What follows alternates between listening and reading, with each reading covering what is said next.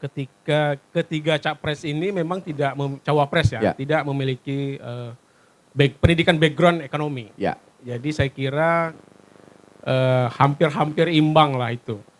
Kalau bidang hukum tentu ada yang lebih paham. Begitu juga bidang politik ya. Ya. Nah kalau bidang ekonomi saya kira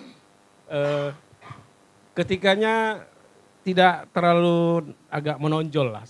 Karena Prof. Mahfud juga lama berkecimpung di dosen ya, akademisi, Muhaimin di politik.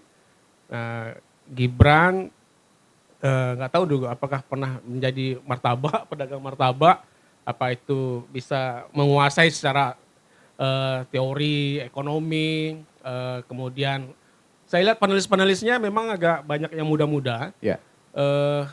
Dan jam terbang panelisnya saya kira lebih meyakinkan di babak pertama. Oke. Dibandingkan yang sekarang. Tapi kan mereka memiliki bidang yang berbeda. Kalau sekarang kan banyak yang ekonom, tapi ekonom yang ya saya kira tidak sebesar misalnya nama Faisal Basri misalnya atau Rainal Kasali ya. Apa? Iya. Atau nama-nama besar seperti Hermawan Kartajaya gitu. Iya. Tapi kebanyakan yang sekarang dosen-dosen muda. Nah mudah-mudahan mereka bisa menggali persoalan besar bangsa ini. Soal ekonomi. Ada ketimpangan yang besar antara si kaya dan yang miskin ya. Gini rasionya besar. Kemudian pengangguran juga tinggi. Bahkan Kepri peringkat ketiga di Indonesia. Dan itu sangat memalukan saya kira. Sebagai kawasan industri, pusat perdagangan mendapatkan status khusus ya, kita banyak yang menganggur karena tadi yang dibutuhkan industri tidak tersedia mungkin lapangan kerja apa SDM-nya. Nah antara pendidikan, bayangkan kalau di Kepri yang kuliah dari kita lihat angka partisipasi kasar perguruan tinggi, yang kuliah nggak sampai 30% data BPS. Artinya yang kuliah cuma 27% umur usia 17 sampai usia kuliah ya. Ini kan menjadi persoalan. Artinya apa? Ketika dihadapkan dengan bisnis digital yang kian menggurita, ekonomi yang cepat berubah, kita tidak siap tenaga kerjanya. Apalagi se-Indonesia. Indonesia yang lulusan perguruan tinggi, yang kuliah, itu di bawah 40%, artinya sekitar 30% yang kuliah. Banyak yang tidak kuliah. Nah ini ketimpangannya sangat besar sekali.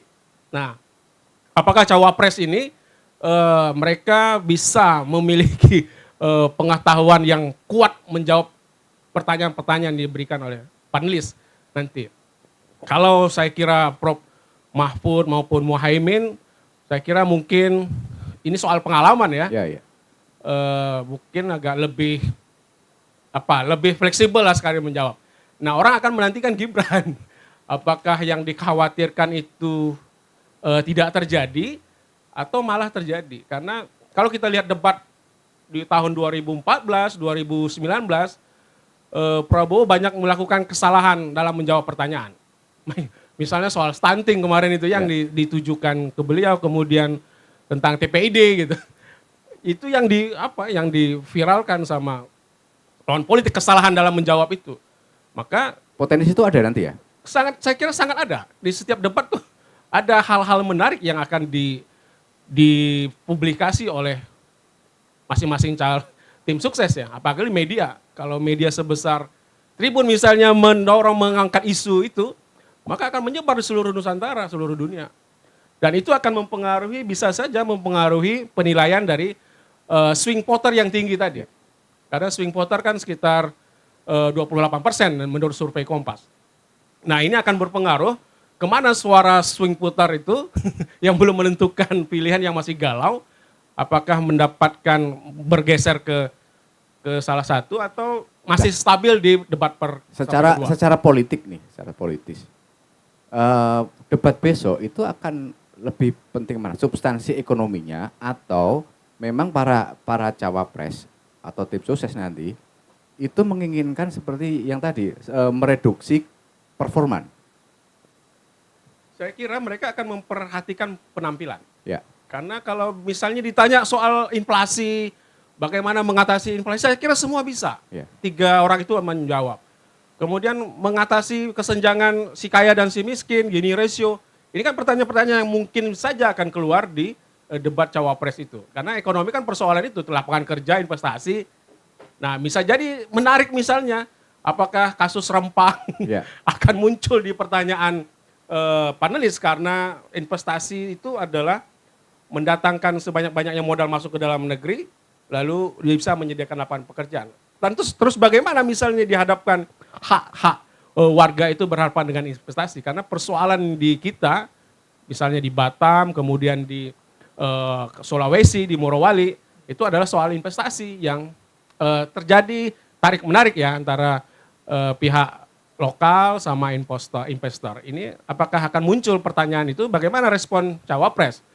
Nah, dan peran cawapres saya kira dalam bidang investasi juga tidak terlalu menonjol.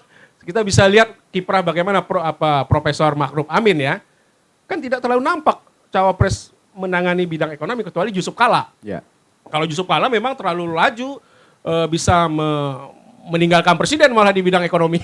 Karena beliau adalah kuat di bidang ekonomi. Nah, saya kira 3 cawapres ini mereka tidak terlalu kuat di bidang ekonominya. Nah, positioning sekarang. Di debat kemarin, debat capres, seolah-olah positioning Prabowo adalah sebagai incumbent. Apakah nanti juga akan seperti itu? Saya kira Gibran akan memposisikan seperti itu. Karena ya kan bapaknya presiden gitu. Ya. Tentu orang akan menyerang soal Kebijakan ekonomi. kebijakan pemimpin. Ya, Saya kira itu. baik.